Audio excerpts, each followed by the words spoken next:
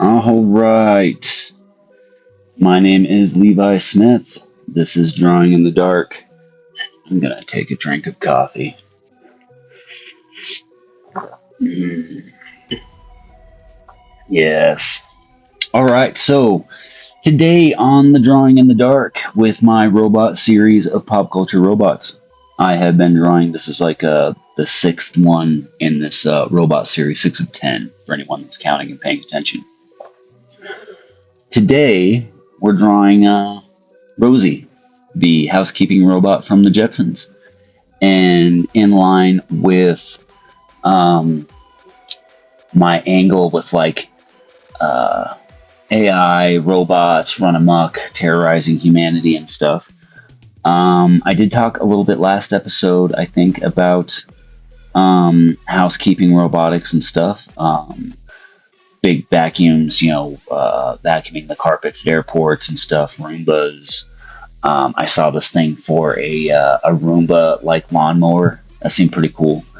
Uh, you know, these robots that we're going to be building, these service robots and stuff, especially like the house cleaning it type and whatnot, are really going to be in the trenches. The closest to home, literally. Um, in the robot uprising wars and stuff. You could easily imagine somebody like Rosie here, who a number of times flipped out on her family.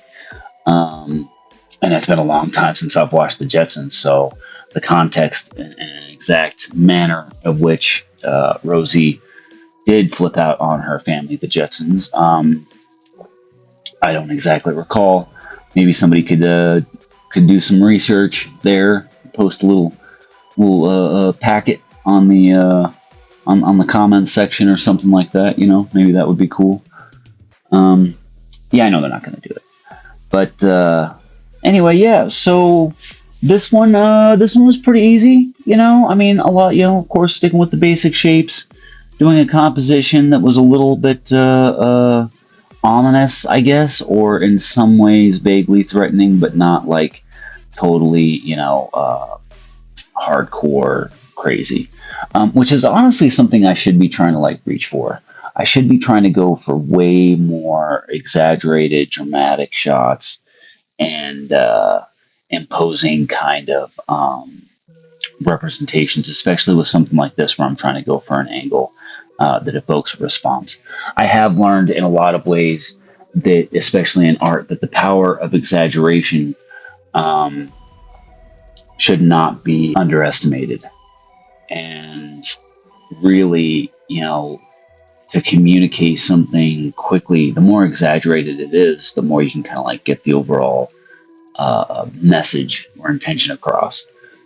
But you can take it too far where it pushes it outside of um, like an intent to just parody, really. Unless parody is your intent, and then you have to push it just a little too far. I'm not sure what comedian it was that said that, but something's not really funny until it's pushed too far. Yeah, so the videos in general have been doing okay. I need to push them a little bit more. Part of it too, I think, is that I have just been, you know, going down to Phoenix, pick up my daughter, hang out with the kid, entertain the kid while she's been up here in Montana with me, and then take her back down to Phoenix, and then try to spend time with my wife and home, try to get some work going on, try to do, some normal human things.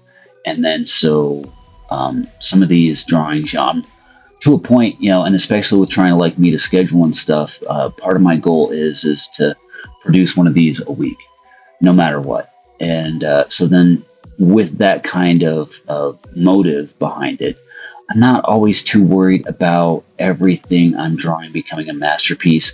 And even in a way, I think it's important that they're not always masterpieces. That I can show some mundane drawing, some mediocre art, and show the process and show, how this level of like sketch to render kind of, way of going about things, the process, as it were, uh, can really, I think, and to some degree, encourage some people. I do really enjoy, the outcome on these, the style and everything. To me, these feel like legit drawings versus produced graphics. And to some degree, I do definitely work in the field of produced graphics, where you go through 5, 10 different variations of sketches, and then work out all of the structural problems, the anatomy, work out a lot of the detail and stuff, and then finally go in and do a clean line version, and then from there do like the shading and the coloring and the processing and stuff. There can be a lot of steps towards uh, a more produced kind of graphical image versus and trying to move things around here, trying to balance some shit. I'm in a cramped area when I record these. Someday maybe I'll get better audio and better equipment, but that is not today. Today we do what we can with what we've got. Let's just take a couple of minutes and just watch along here with the drawing. This isn't particularly too long of a video, but as usual, I don't really know what the hell I'm going to be talking about in these, and there's no scripting. There are some things that occur to me like while I'm drawing the picture that I could talk about, but usually by the time I get to recording it, all those ideas are gone. And in a way, that kind of like mental experience information that happens in the process is lost. At least to me, maybe somebody else will find it. I don't know. But yeah. Let's just take a couple minutes here, burn some time on this video where I don't have to talk constantly, and just kind of like watch along with me drawing Rosie from the Jetsons.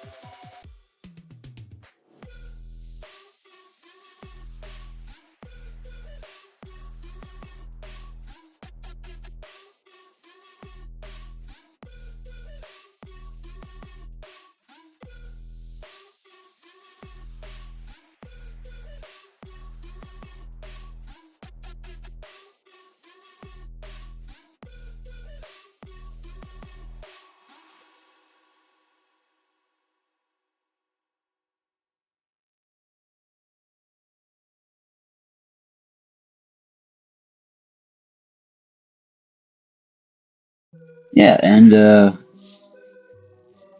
it.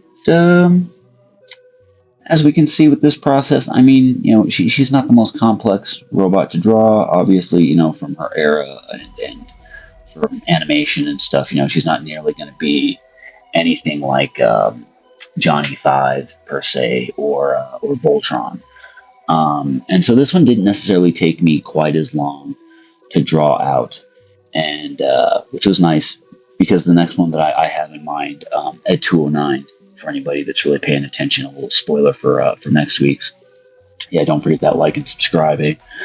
Um, it I'm gonna have some time cut out for it for the next one here, definitely with that Ed 209. So it's not too bad having one here like Rosie that's pretty easy I can knock out, and not necessarily like pull a creative muscle um, drawing her out and stuff. It's still pretty fun though. I definitely enjoyed this one, giving a little bit of background and atmosphere. I didn't really have any complaints with this one, other than I probably could have, given the opportunity to do some like pre-sketching and stuff, come up with a more dynamic or frightening kind of pose to put her in. But this works just fine.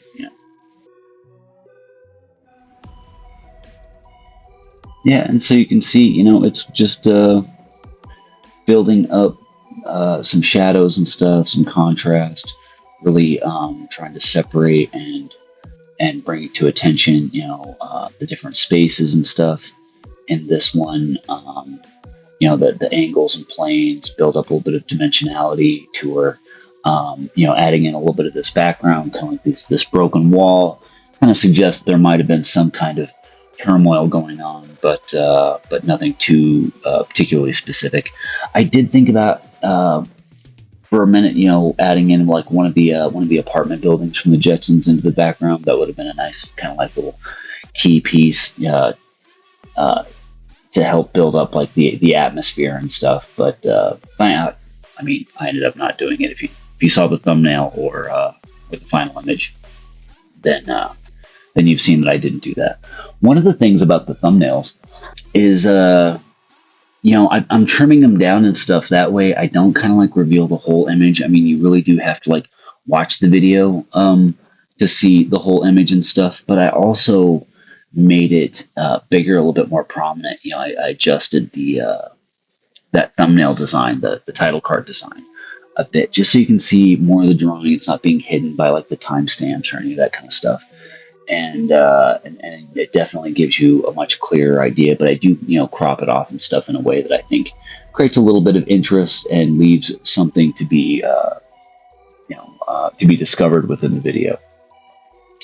I am trying to get people to obviously watch these for a longer period of time, and that can be tricky, especially with all the ums and stuff.